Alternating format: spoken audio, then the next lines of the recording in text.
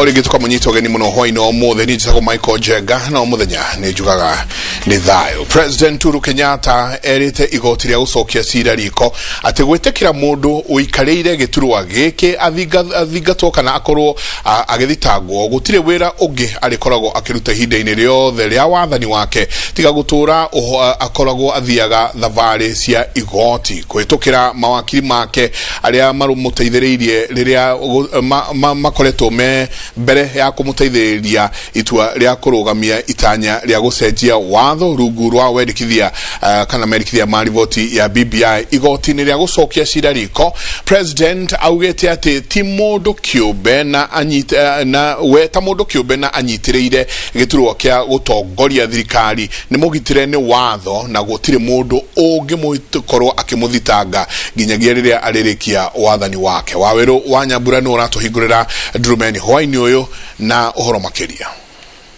We break now because it is about Muthenya wa keri wa igoti ria gucokia cira riko rigithikiriria mateta ma kuregana na itua ria igoti rinene ria kurugamia itanya ria gucenjia watho rungu rwa mendekithia ma riboti ya BBI.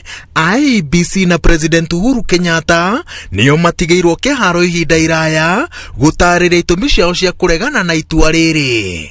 No one has pointed you to any provision in the Constitution that bars the President from initiating an amendment to the Constitution through the popular initiative.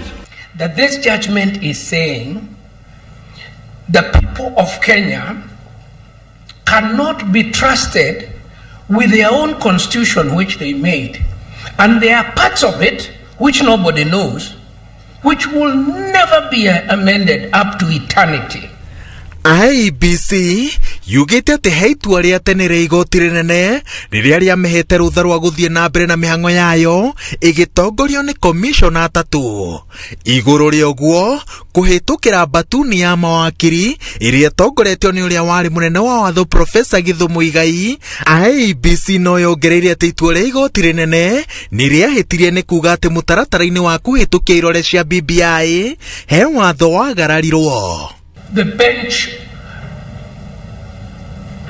ignored several authorities that were brought to their attention on the very specific cases that they were dealing with. And I want to add... Professor, with regard to this particular decision by Justice Okwani, did the learned judges ignore, or did they say that we have seen it, but we are not bound by it?